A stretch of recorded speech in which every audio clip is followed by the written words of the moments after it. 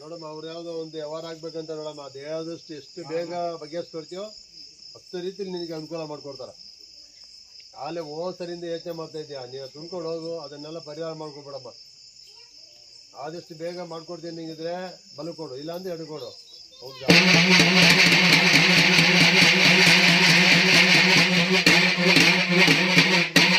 ದೇವ್ರು ಕೊಡ್ತದೆ, ನೀವೇ ಮುಂದಕ್ಕೆ ಹೋಗಲ್ಲ ಕಣ್ರಿ. ಅವ್ನು ದೇವ್ರು ಕೊಡ್ತದೆ, ದಾರಿ ಕೊಡ್ತದೆ, ನೀವೇನೇ ಮನೇಲಿ ಕೂತ್ಕೊತೀರ.